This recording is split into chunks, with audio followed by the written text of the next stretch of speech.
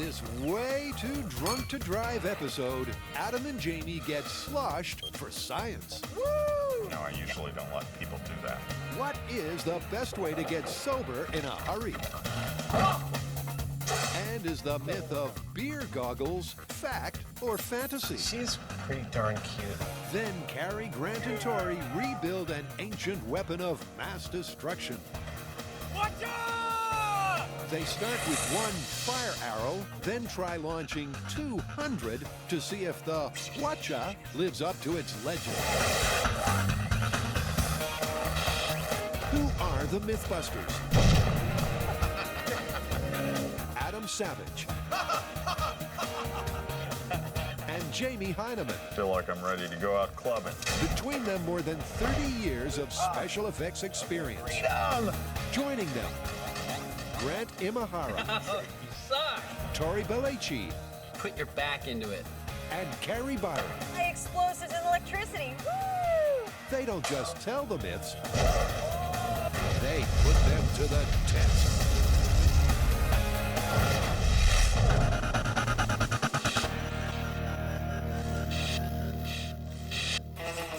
Let's wet our whistles with the myth of beer goggles.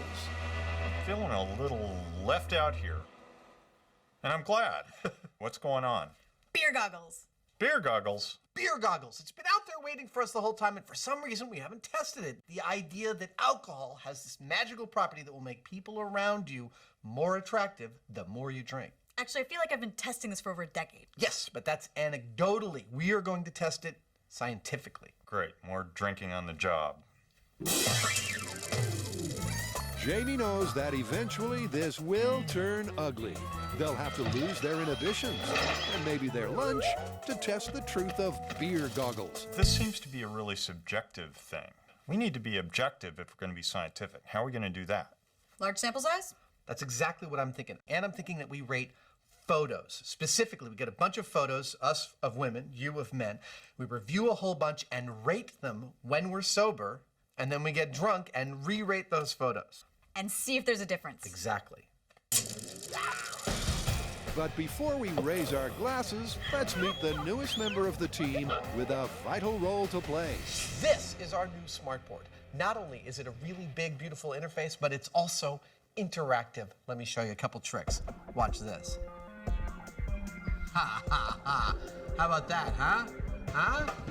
You like that? It gets better. Check it out. Not only can I even do that, I can also diagram what's going to happen in real time. Now, I'm not going to go too much farther showing you the tricks this thing can do because we're about to use it a whole bunch in this very episode. The board's first job is to help Adam, still sober, rate the looks of 30 women from 1 to 10. Here we go. He's got just 5 seconds to score each photo. He can see the time tick down on the left of the screen. I gotta say, the exercise of giving a quick rating, it doesn't feel great. It's kind of an awful thing to have to do. Like I find myself resisting giving a 1 or a 2, but Yeah, but I got a 96! So the total possible score is potentially 300. Out of that, I gave a 96. The question from here on in will be, as I drink, will my overall score go up? now it's Carrie's turn to rate the chaps. I'm wondering if I'm actually going to be nicer because I'm sober or if I'm just going to get really cutthroat. All right. Carrie, sober. Start. 5 seconds is really quick to come up with a number to rate someone. I mean, usually you give them a little bit more time if you're in a bar or something. And quite honestly, there are no supermodels on here.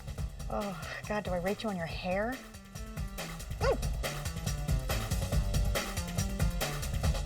Carrie's either much more generous or less discriminating than Adam. Okay, total score, 154. But she does know what pushes her buttons. I noticed I was rating higher on men that looked confident. If they looked sort of squirrely and really apprehensive about the whole thing, I definitely gave them a lower score. Now for a man who's anything but squirrely. Your turn. Okay. I'm about to I'll look at a bunch of pictures of women apparently and try to objectify them.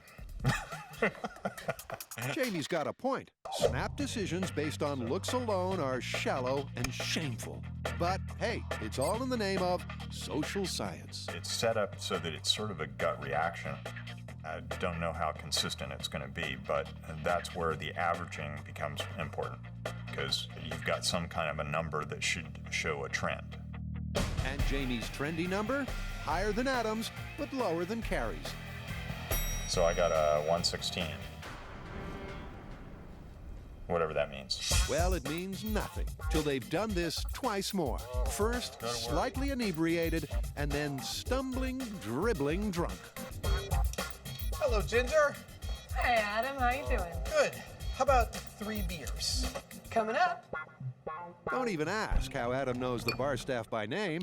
Let's just say he won't need directions to the restroom. Let the test begin. To science. To Science. science. The aim here is to get buzzed. For the boys, that means 2 or 3 quick brewskis. For Carrie, maybe 1 less.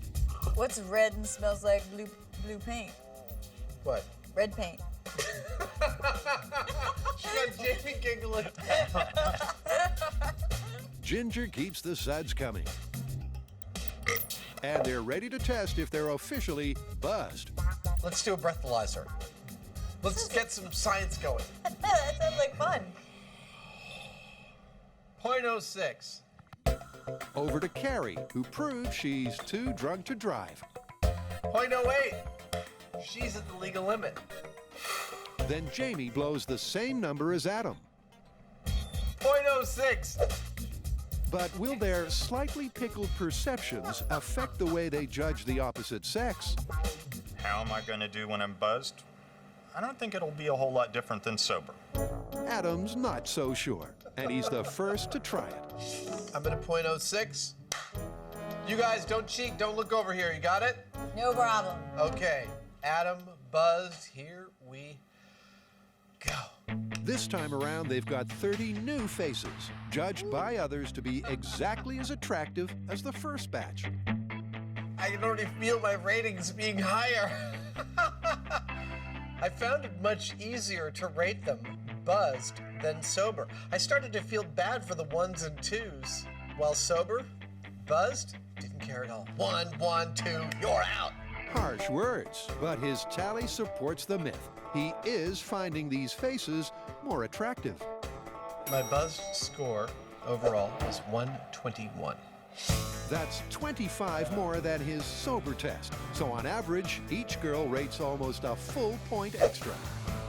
Now for Carrie, who was far kinder than the boys first time round. I think I get a little giddy after a few drinks, so I think I might be pretty generous after I've had a beer or 2. Or 3. Carrie also has 30 new faces to rate. Again, all average Joes. That is some fabulous hair. But the beer goggle effect seems to be working in reverse. Is this an uglier group of people? I wouldn't give most of those guys change if I passed them on the street. Just 2 hours ago, sober, Carrie rated a similar group at 154. Now that she's loosened up, My buzz score was 89. I might be a mean drunk. I'm not sure if I was charity rating before because I felt kind of bad for some of the uglier people, but there was absolutely no talent in this group. None. so Jamie steps up to rate the new babes. And remember, he predicted no change whatsoever. Here we go. Jamie buzzed. My perceptions of what made them attractive or not attractive are pretty much the same as they were the last time, as far as I know. I mean, nice complexion, regular features, signs of health, things like that. But after 3 beers, Jamie's brain is lightly sautéed. It all comes down to one number. Okay, I'm done. My buzzed score was 105. His sober score was 116, but we're yet to test anyone cross-eyed drunk. And when we do, the figures, I promise, will surprise you. I feel like I've met her.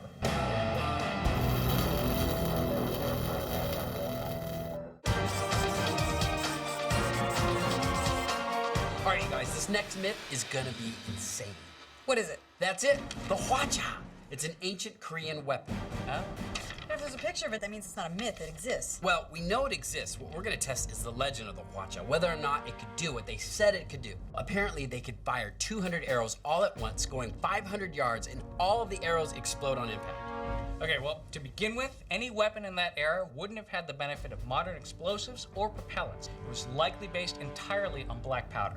So first we need to find out if black powder can actually propel one of those arrows 500 yards. Right, and then we need to see if we can get these rockets to explode on impact. And finally, we need to see if we can launch 200 arrows simultaneously without them all crashing into each other or exploding on the stand. It's a massive myth to unravel with 3 key parts. 1.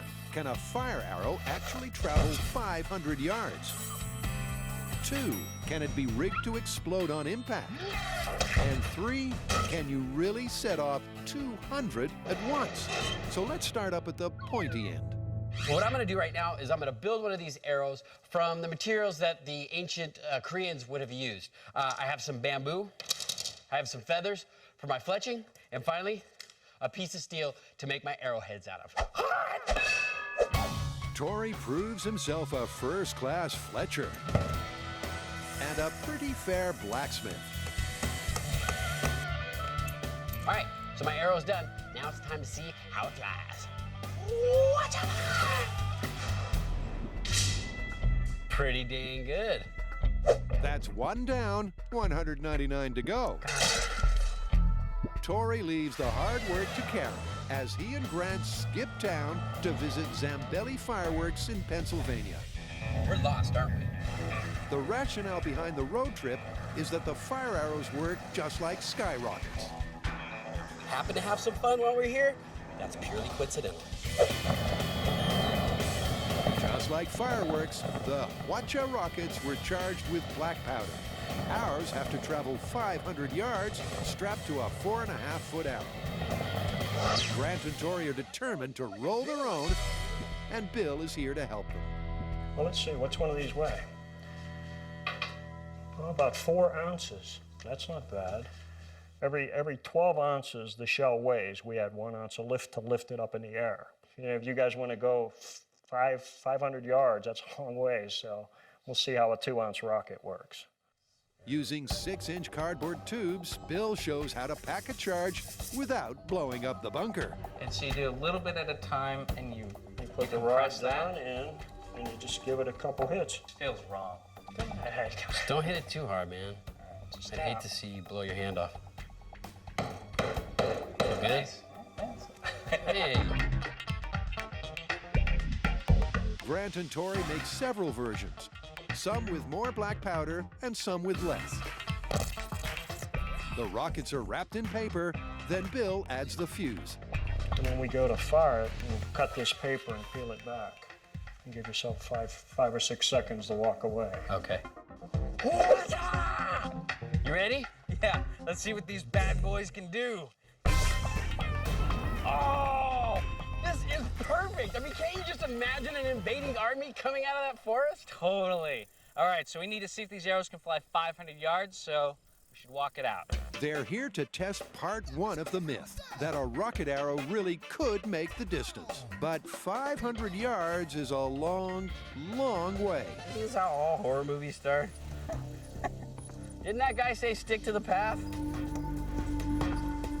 This is gonna be perfect. We're right at the tree line.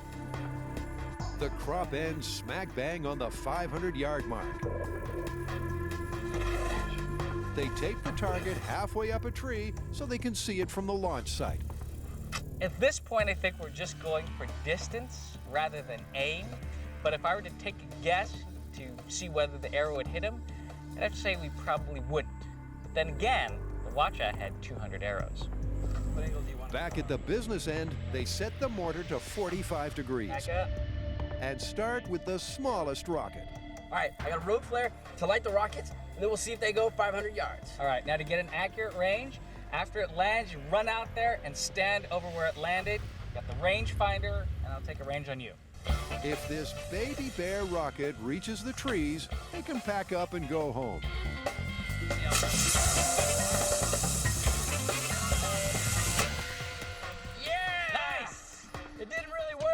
I'm gonna have to say it went about 0 yards. Not enough thrust. Yes. It does look a little embarrassing that, this is our first rocket that we built and it doesn't even fly, but that just means this rocket's too small and the arrow's too heavy. So they try the mama bear charge, Back up. but it's still more blows than goes. Cool.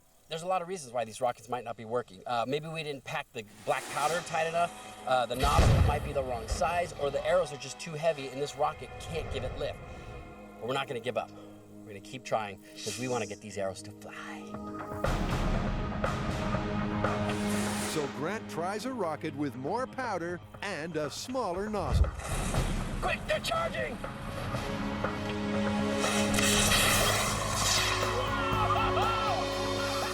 Oh, yes! That was nuts! You see it go? All right, I'm gonna see if I can go find that. Good luck!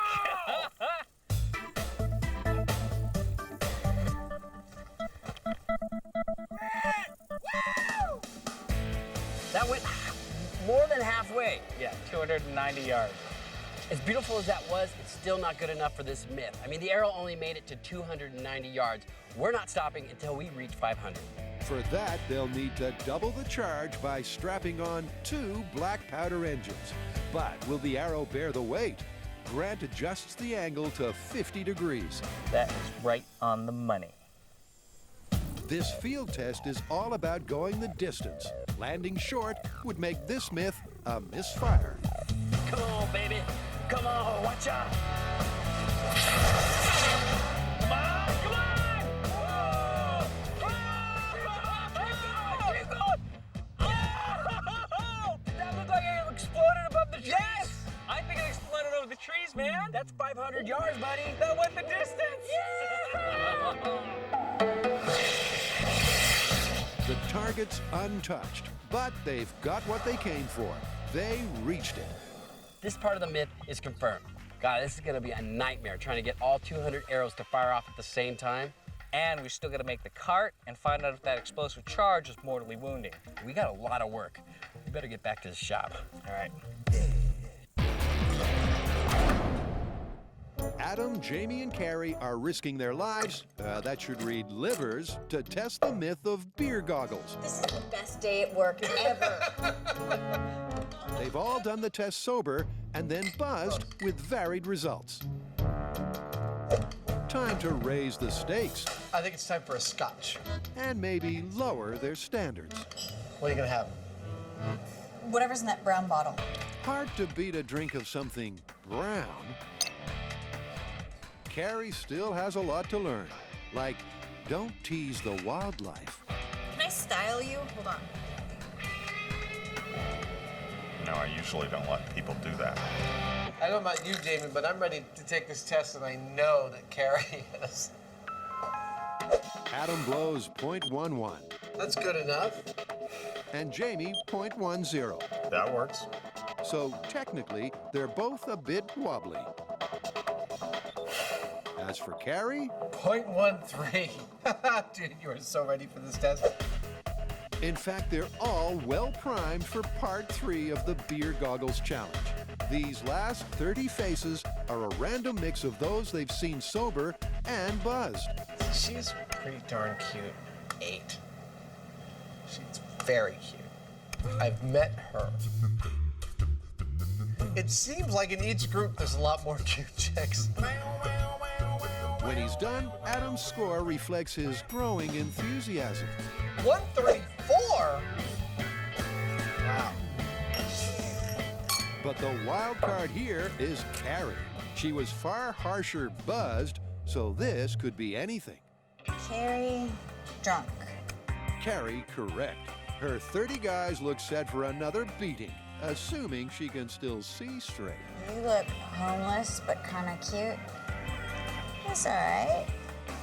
Even Carrie's surprised that the tide might be turning. When I was sober, I was definitely thinking that confident-looking people looked sort of attractive. And then as I was buzzed, they looked cocky And then as I got drunker, I was sort of thinking that the people that were attractive were sort of the more vulnerable looking people, sort of like the more sadder characters. They looked cuter. And that's why men will never, ever guess what a woman is thinking. Carrie's score is 153. I can't remember if that's higher or lower than either of my scores. That's a 64-point jump from last time. As for the man bent on putting reason back into romance, Jamie, drunk, start. Drunk, buzzed, sober, an apple is an apple and an orange is an orange. There we go. Drunk score 111.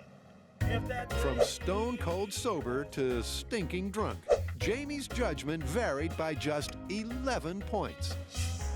Basically what I'm saying is that I don't see that I'm subject to beer goggles.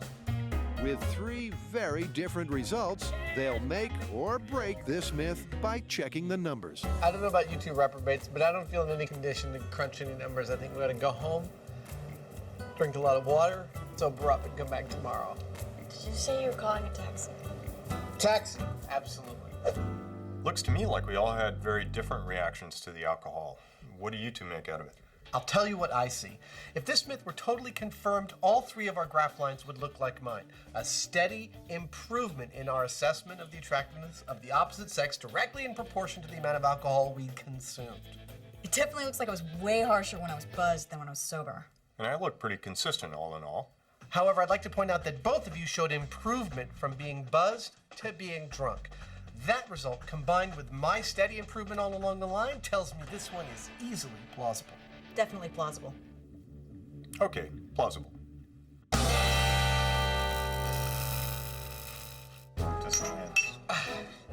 Adam and Jamie have already drunk themselves sideways for science, but there's no time to sleep it off. In fact, that's exactly the point of our next myth.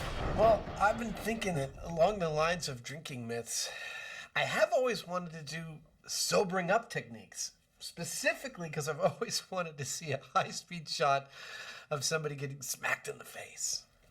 Well, as long as that somebody is you, I'm okay with it. I'll take that on. We can add to it to black coffee, exercise, whatever else people do to sober up. But we got to get drunk again. Well, we've already shot the first part of the week. Let's finish it off. Okay.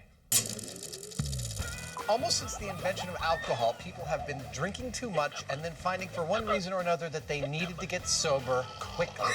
And they have tried a myriad of techniques. Techniques like drinking a big cup of black coffee. Vigorous exercise. It's also supposed to work. Dunking your face in some ice water. That's also supposed to work. Also, your friends might be inclined to smack you in the face to sober you up. Of course, it all begins at the bar. And although we're going to test every one of these, we got to get drunk first. Buster, set me up. So the boys fall back off the wagon. So you in town for a long time, or are you here for the convention? Shut up, leave me alone. There's those people skills, hard at work. And that's just the first shot of 5. Realizing that things might turn ugly, the producers got Adam to pre-record the plan. Because this whole story hinges on whether or not we are more or less sober, the researchers have found us the perfect test to determine that. This is a hand-eye coordination test that's very similar to one developed for astronauts. It simply involves staying at arm's length from a screen with weights on your arm and tracing this gray line. We are scored on both accuracy, how many times our line leaves the gray line, and for how long, and speed, how long it takes to make the whole journey. We've got a number of these. They're all different, but they're all the same length and involve the same number of turns. Jamie and I will each take one of these tests before trying the sobering up technique and take another one after trying the sobering up technique. And we will each act as each other's controls, swapping out between techniques. Zdrowie. Na zdrowie.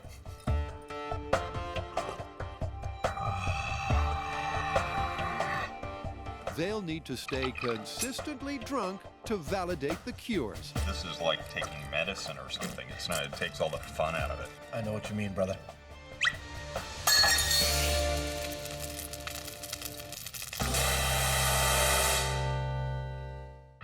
Tori and Grant have checked off the first part of the Hwacha myth. A bamboo arrow with a gunpowder engine can fly 500 yards. Part 2 of the test is to see if the arrows were double deadly. A warhead filled with more gunpowder was meant to explode on impact. But will it do more than just singe the skin? Only one way to find out. We're going to stick this arrow in my butt and find out what kind of damage it does. But not exactly my butt, this butt. This is my ticket onto the show. Jamie and Adam were doing a myth about airplane suction, and they needed to take a 3D scan of my backside. That's as good a deal as you get. Rest is history. They gave me a job on the show.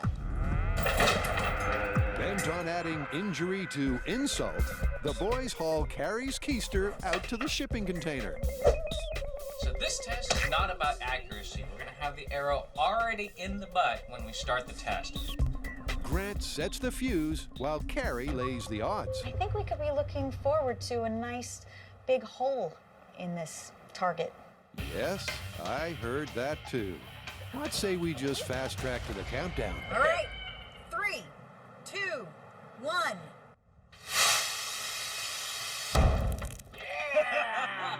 Woo-hoo! That was good. But good isn't quite the same as great. So we didn't exactly get the kind of damage we were expecting with this test, and I think part of that is that the dragon skin isn't an exact analog for flesh. We need something better. So Carrie butts out, and a pig part takes over. Tori prepares a leg of pork. Grant inserts the fuse, Okay. and hopefully, we're making bacon. This is tissue damage test on pork. In 3, 2, 1. Oh, wow, that's good.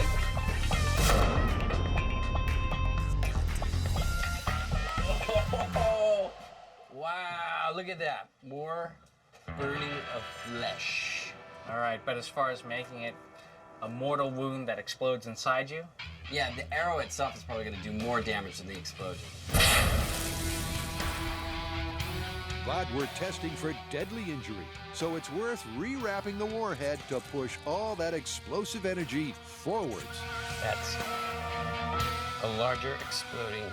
I think the boys really were hoping for some sort of gore and mess, but what really happened is the energy took the path of least resistance. In 3, 2, 1.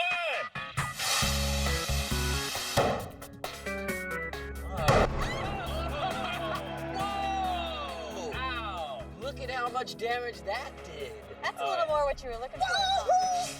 And exactly what they were hoping for. This is the same amount of black powder as the test before. The only difference is how we contained it. Now, before we had a thin paper tube, the tube blew out and all the energy was being released. In this test, we sealed both ends of the container and had a small fuse going in. So all that energy that was being lost built up, and ba-boom! Big wound. That's 2/3 of the legend confirmed. The arrows can fly 500 yards, and they can cause serious additional damage when they explode on impact. To test part 3, whether 200 arrows really could fire together, they need to build their own replica Hwacha. It's going to be easier when it's got wheels on it. You can only use wooden bamboo, the ancient materials that they would have had. Basically, it's an ancient rocket launcher. The literal translation is fire attack car, but I prefer saying Hwacha. Tori gets stuck into the carpentry, while Grant carves a life-sized army of styrofoam soldiers, all fated to end their days as Korean cannon fodder. You know, since Tori told us about the Hwacha, I've been doing a little bit of research about it. It turns out that the first one was made in 1409 during the Joseon dynasty by Korean scientists, but they say that one wasn't used in combat. Yeah, and by 1503, it had become such an effective weapon that in the Battle of Hangju, 3,000 Korean soldiers and 40 Hwachas repelled over 30,000 Japanese troops. So they were outnumbered 10 to 1. Yeah. In fact, at that time, the Hwacha had become a primary defensive strategy. They just lined the borders with them. That's cool. I hope ours can live up to that legacy. Tori's exceeded all expectations, building a near-perfect Hwacha based on nothing more than photos. He adds a splash of timber stain and some old-timey wheels. And the wheels also act as an angle finder, so you can find the best angle for your trajectory. This is going to be awesome. Grant's army does not stand a chance.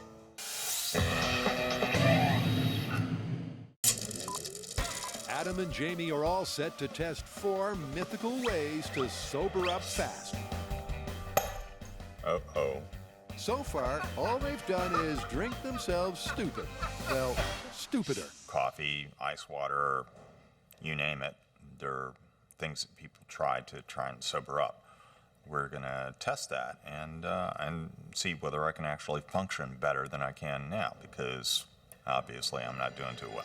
This NASA-inspired test is the modern version of walking a straight line.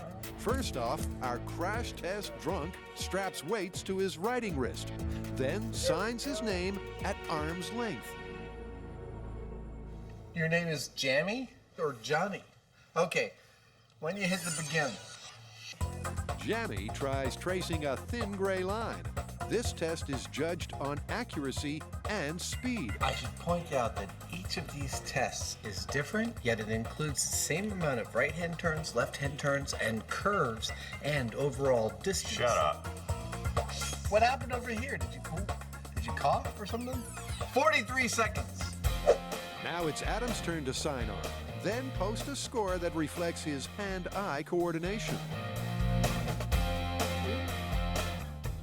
Oops.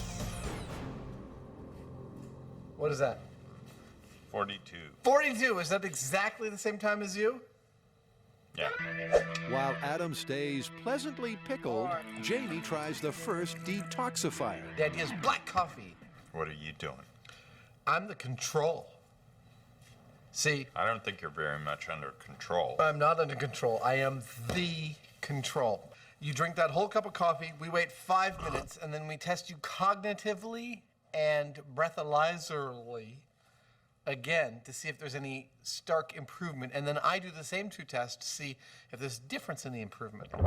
Very idea that people always say is black coffee will sober him up. And thus, we've got to test it just the way it's said. It's the only way it sinks into people. You sound like you're drunk. In fact, I am. But how drunk is Jamie after the coffee? His cursive shows signs of improvement, and his trace test looks quick and steady. Whenever you're ready.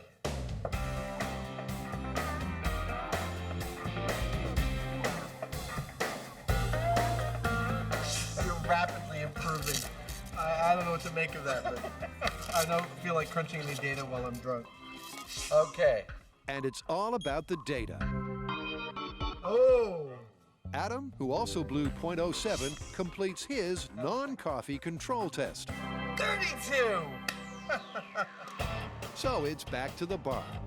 Adam treats himself to a few cups of Joe, so he and Jamie are back on a kind of even keel. Here's mud in your eye. Oh, this is vile. Now for a much-needed spurt of spirits. On the assumption that the average adult male of our size processes, metabolizes, as you might say, 1 drink per hour, we are having a maintenance drink right now. It's about now we'd normally warn you about excessive drinking, but those 2 miserable mugs tell the story. This blows. Technique number 2 for sobering up is vigorous exercise. And Adam's the guinea pig. It's all a numbers game. And here's a few more to consider. Adam has to run this treadmill for 5 minutes at 6.5 miles per hour. This is scary. His blood alcohol is .09. Wow! gonna have to concentrate on this. Adams hung a green screen for inspiration, but then realizes it won't work because he can't see it. Some decisions really are best made sober. 1 minute. Oh my God, I'm gonna die. 2 minutes. 2 minutes? Screw that! You're not even sweaty yet. What's the problem? I don't know if I'm closer to being sober. I'm certainly closer to being dead. The smart money's on dead. Even Jamie has his drunken doubts. Look, we picked a treadmill because it's compact. It makes it easy for us to film this thing. But now that I'm looking at it, I remember that it takes a fair amount of coordination just to stay on the damn thing. And Adam's drunk. What can I say? Even soused, the man's a prophet. Whoa! Ah! Oh! Okay, I'm totally cool. Now, here's 2 advantages to being drunk as a skunk. 1, he won't feel the pain till tomorrow. And 2, Adam's judgment is so impaired, he gets back on the darn thing. I didn't break any bones. 10 seconds. 8, Did my watch break? 6, 5, 3, 2, 1. You're done. The good news for Adam's mom is that he's still breathing heavily. There's a lot of competition, but that might be the worst thing I've ever had to do on the show.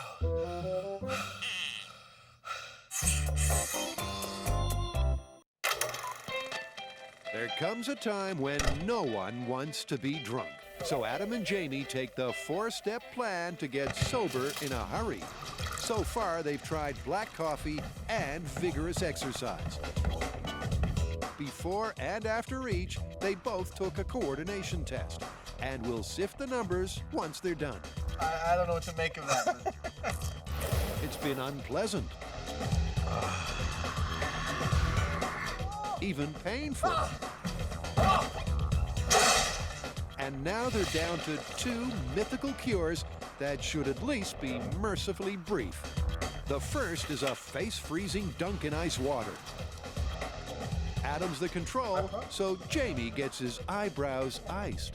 I think within the pantheon of sobering up techniques, cold water is in the shock to the system category. I guess just the same way it can, wake you up in the morning, it's supposed to snap you out of your drunkenness. Both the boys have blown .08, but it still takes guts to take the plunge. Oh, God. Take it, take it, take it! That's it! Yeah! Jamie's either dead or just enjoying himself. Ah, look at him. He's like a polar bear. He's like an aquatic mammal. You ready? That feels kind of good, actually. Here you go. I thought it was going to be painful, but I kind of liked it. As always, the boys run a post-cure test to collect the data. 23 seconds.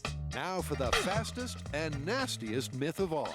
It's a simple technique that always seems to work in the movies. When I was thinking about sobering up techniques, I noticed in the movies, whenever someone's passed out drunk, somebody else goes, "Come on, man, wake up." Adam's feeling no pain, but that's about to change. He's the slappee, and Jamie's the slapper. Face slap. Let's see. Will it work?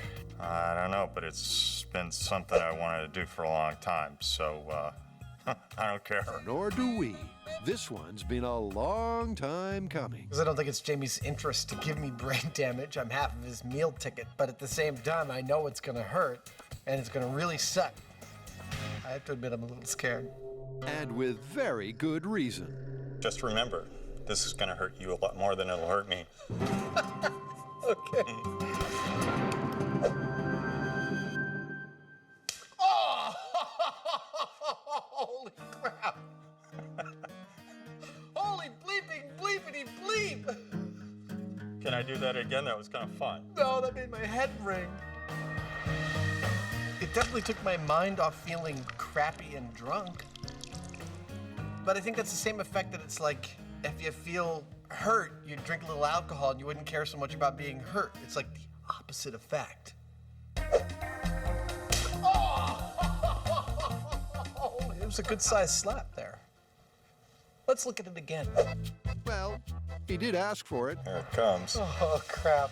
Oh, my God. Oh, my God. It's like your whole head is rubber. That's the funniest thing I've ever seen. For the last time, the boys blow the bag and trace the graph.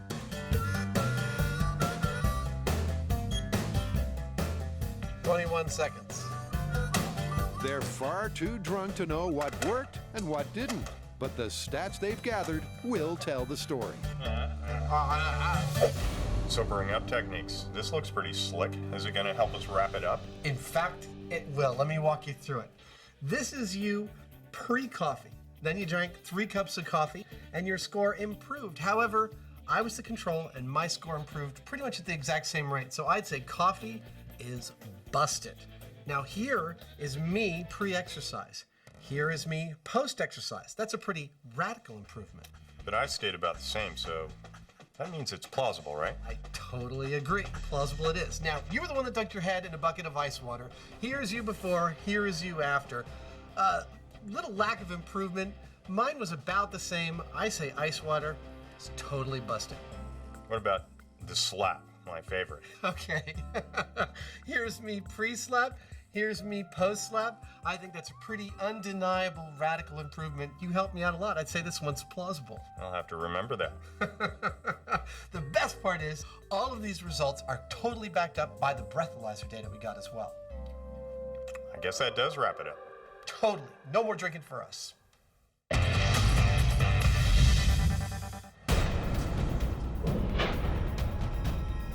All famous conflicts have an equally famous battlefield. Gettysburg, Guadalcanal, and in this case, the Tykert Quarry. This is it. Tykert aggregates. Do they have any idea what we're gonna do today? No.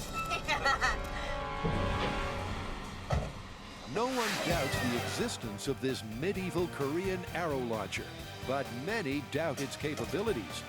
We've surprised ourselves by proving these rocket arrows could fly 500 yards, then explode on impact. Whoa! Ow! Now, to see if they can all launch together to devastate Grant's grunts. Drafted. Good thing you got a light infantry. Oh, how long you been saving that one? Not long enough. Now all 200 arrows need to be charged, and it's safety first. We're starting to build our rockets and attaching our explosive heads. But just like Zambelli's, we're separating our stations. So if one of us goes up, we don't take all the rest out with them. Now, Tori and I will be adding the black powder and sealing up the warheads, and we'll pass these off to Carrie, who will be putting the rockets in their final tubes and attaching them to the arrows. I've been making fireworks since I was a little kid, 30 years. I never had a problem. When the arrows are finished, the star of the show is coaxed from the trailer.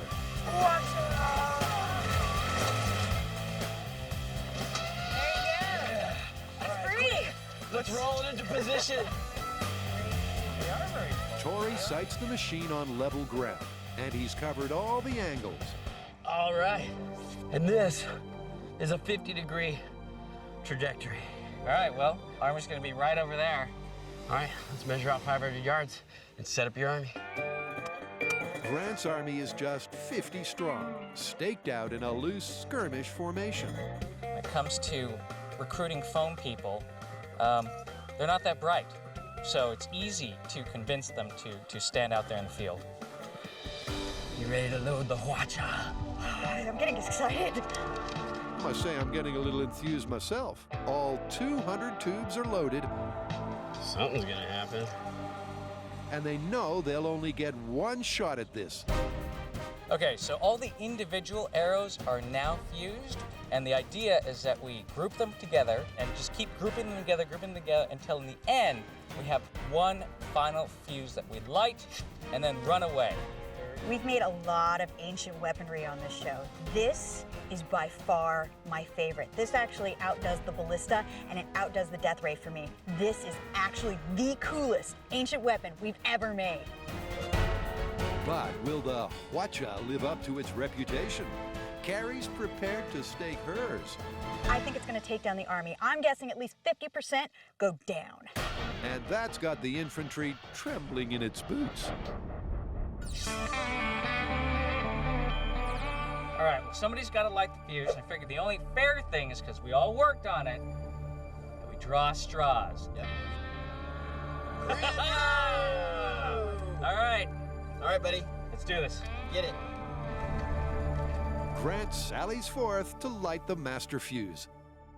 Quick, your army is attacking! Run, Grant! Then toddles back to safety. It's going. We got a little bit of time here. They know something's bound to happen, but will these arrows all take off together? Another 30 seconds. You can see multiple fuses going. Or will the Hwacha just blow itself to pieces? Oh, look at all the smoke. The tension builds as the fuse burns down. No one knows just when or even if the last part of this myth will catch fire. Something's happening! Something's happening! They'll light each other.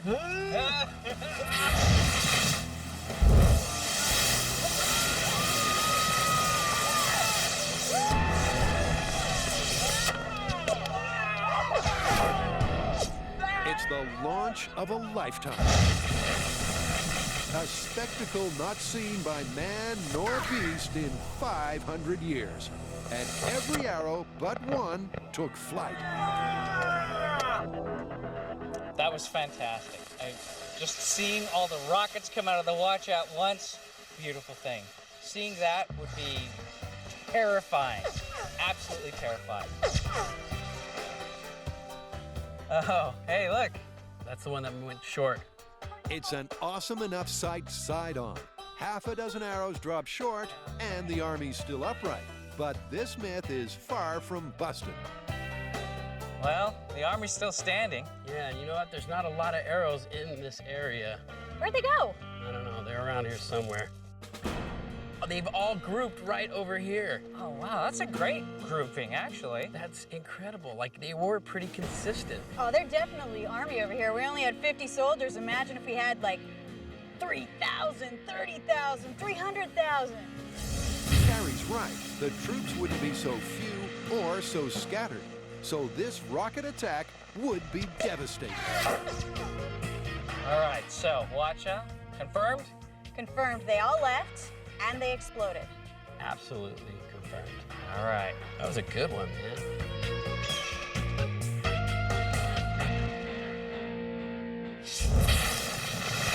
The Hwacha worked on many levels, but most of all, it was frightening. All of those arrows flying into the air, on fire and exploding, would definitely make me turn around and run. That was a success. I mean, we got all the arrows to fire off except for one, and they all went the distance, and they all exploded. Okay, maybe we didn't take out the army. That's just because our aim was off. But if we had been aimed right, we would have killed this army. We knew it existed, but no one knew for sure what the Hwacha was capable of. And now we do.